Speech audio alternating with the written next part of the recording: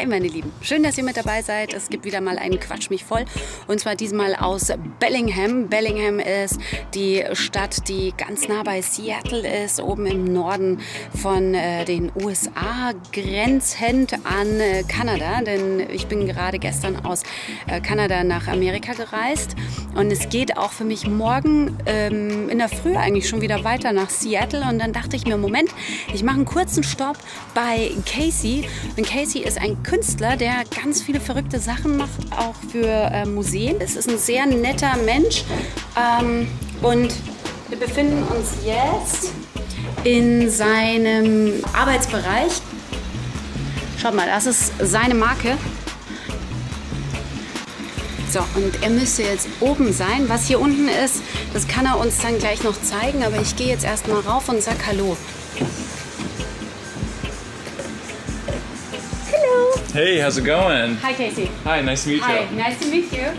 What a nice place here. Thank you. Thanks for visiting. Yeah, and it's huge. It is big. Yeah, this is a huge improvement compared to the last space. So they're really dig it.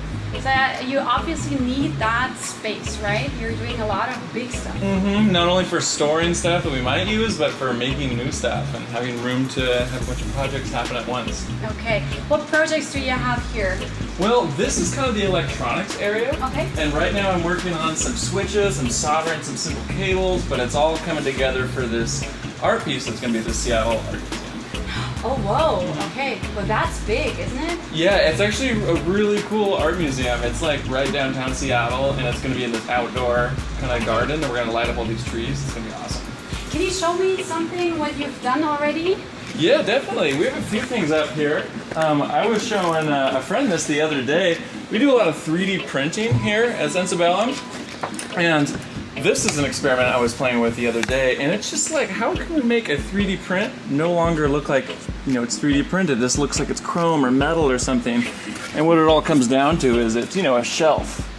No way. On the wall. Yeah. And, you know, made a cool model, printed it out over there, then I coated it with this nice resin, which made it all smooth and kind of shiny.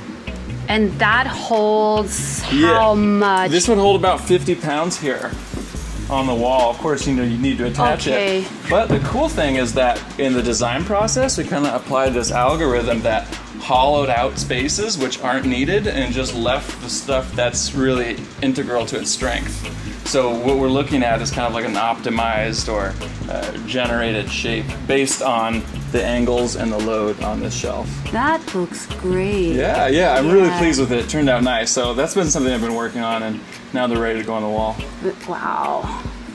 Yeah, it's pretty strong. I don't think you can do a pull-up on it, but it'll hold all your books and stuff. Wow. Das sieht doch schon mal echt ganz cool aus. Also er hat echt hier sehr gute Ideen.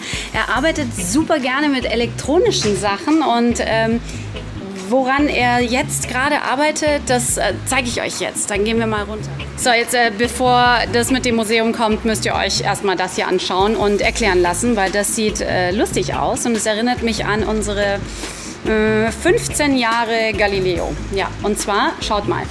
This is an almost finished art installation right here. So you have to use your imagination a little bit as we think about the final design, but what it's doing is we're gonna stick a small little lipstick microscope in here, and we're gonna attach a big TV, big monitor to the back.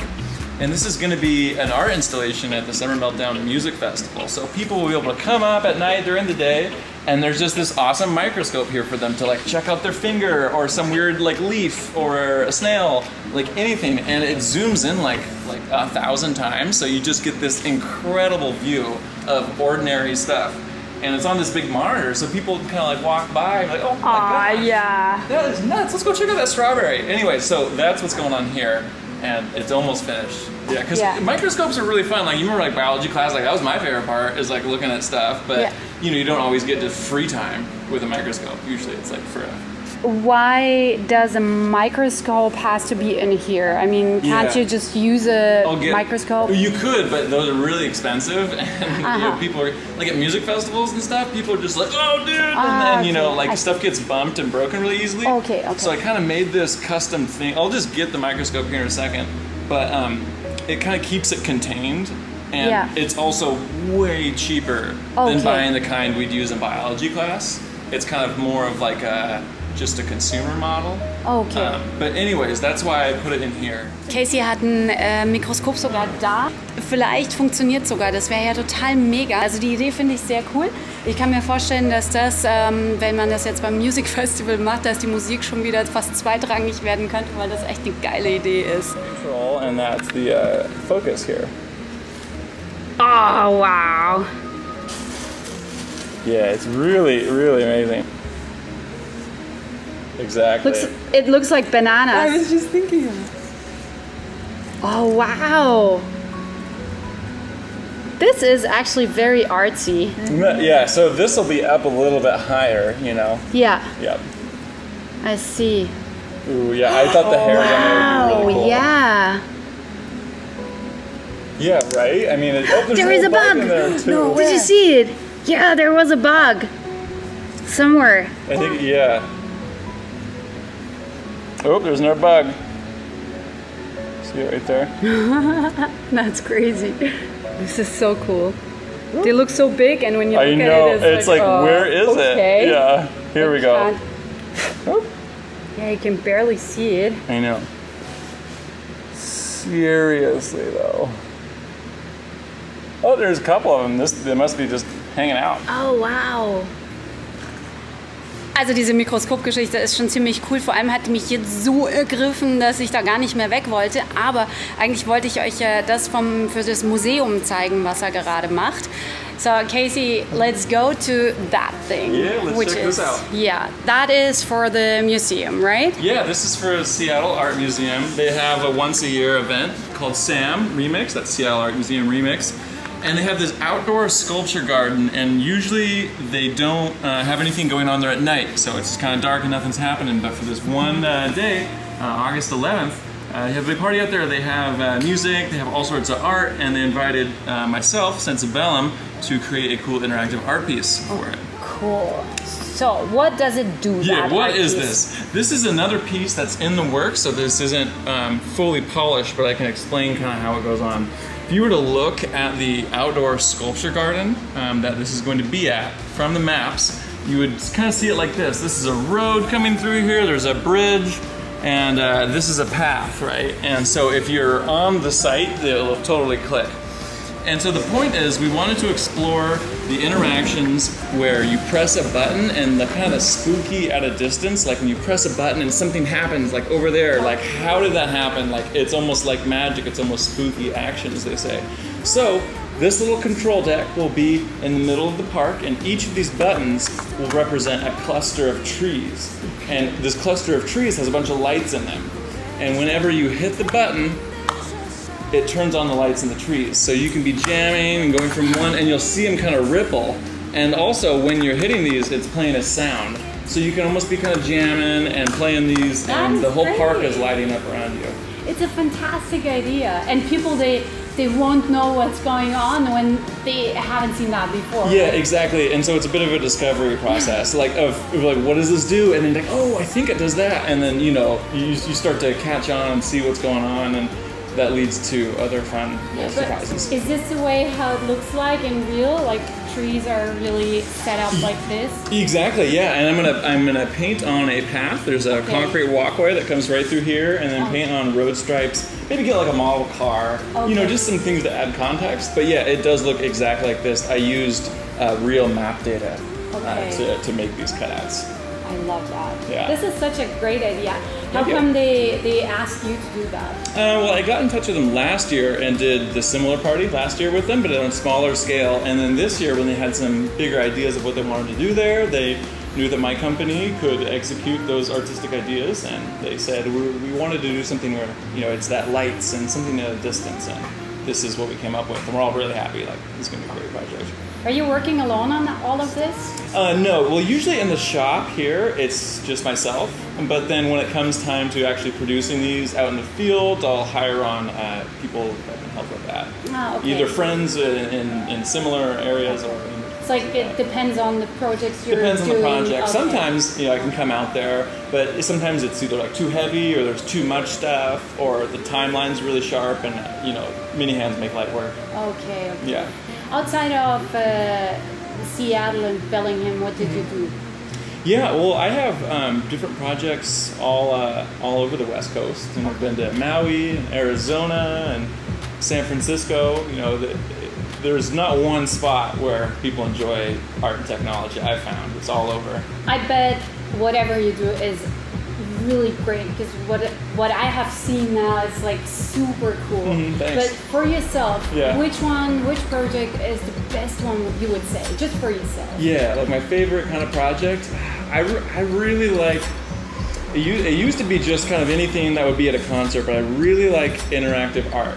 I love seeing people come up to something like the microscope or something like this, and like just totally catching them off guard, and they're just like, well, what is this? Like, how does this work? And to see their eyes and their expression kind of light up as they kind of figure out how to work it, and then now that instead of like sitting back and watching the show, they're making the show happen. Like the user, the person is driving the art, and I love that connection, and so I really enjoy just making these for that. That's my favorite stuff.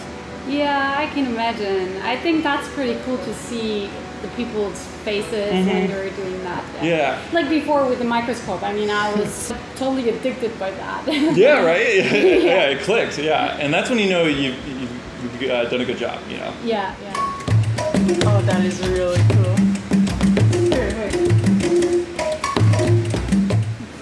Okay. Yes. What exactly is this? Yeah, so this is kind of my take on just like a kind of a drum jam, you know, like you're sitting around, you're just kind of all jamming out. It's got enough room for a couple people to come up, and you see these hands. You're like, should I put my hand there? And as soon as your hand gets near it or touches this little metal strip, it plays a sound, turns on a fan. Okay, each hand is connected to one of these fans. One of these. And so you're all standing around just kind of discovering like how it works, and the lights are coming on, and the fans are cooling you down, and pretty soon you might like get into a rhythm. And you know, this is all just kind of building to this, you know, zone of different art pieces where you kind of want from one another.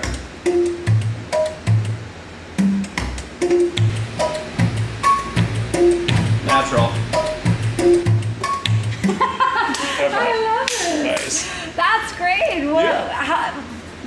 Where does this idea come from? I wanted to, when I started getting more into electronics, and you start to engineer things and program them, you realize a switch can do anything, right? Like this button, like when you program it, you could like, this button could turn on a light, it could turn on a refrigerator, it could turn on a whatever. And then so you're like, oh my gosh, like a button could almost do anything.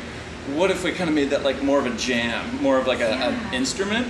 And so, you know, I could have this button do anything, but what I'll have it do here is play a sound and turn on a fan. It could turn on anything. This could be a blender. This could be a toaster, you know? And so it just kind of hints at when you're playing with electronics, like it's really all open-ended. Like it's, you know. There's a lot of electronics. There's a lot of electronics in there. You gotta check this out, Kat. I don't know if you've seen it. Okay. That is crazy. So many wires. So many colors. So you can kind of see if you lean in there, right? And then you see these little units here. Yeah. Like you'll see that red light turn on. Ah, I see. Okay. And then it turns on this fan. Okay. Yeah. So you could basically put them So all in there. And it looks like a lot of wires, but there's just 6 of everything. Okay. Because there's only a couple pieces to each, but there's 6, so it looks like there's a lot. Okay, I see. Yeah. Anyways, it is pretty complicated in wires in there. You should get a little shot of it though. But did you study art then? So I never formally studied art in any rigor that you'd find at a university. I just you know, got some books, played around with it, and learned from other sources, but never like at the university. Okay. Yeah. But what did you study then? When I was at Western, I studied graphic design and computer science, and that was kind of some of the parts that helped round out the picture. Gotcha. Yeah. Okay. For how long you've been doing all of this, and how did it start? Yeah. So it goes back to that time about 6 years ago. I was going through college, my sophomore year at college up here, and you know, I just couldn't find the exact classes I wanted to help me figure out how to do this stuff.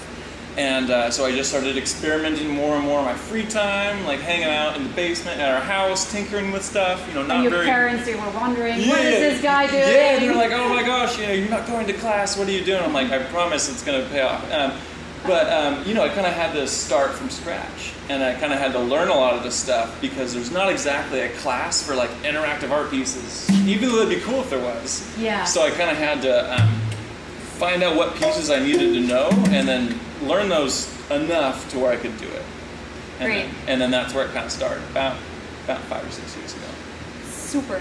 I honestly, I love it.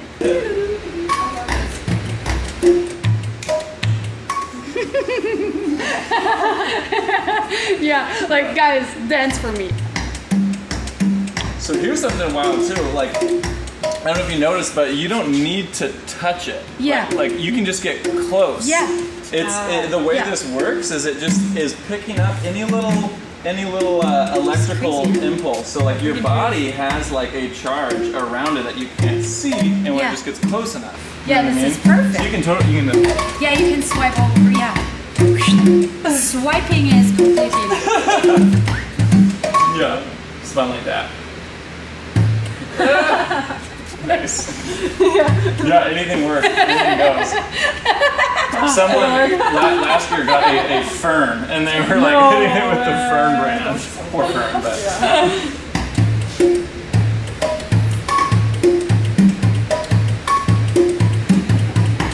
Casey, thanks so much. Totally. Thanks for coming out. High five. Thanks. Thank you. Bye bye. Adios.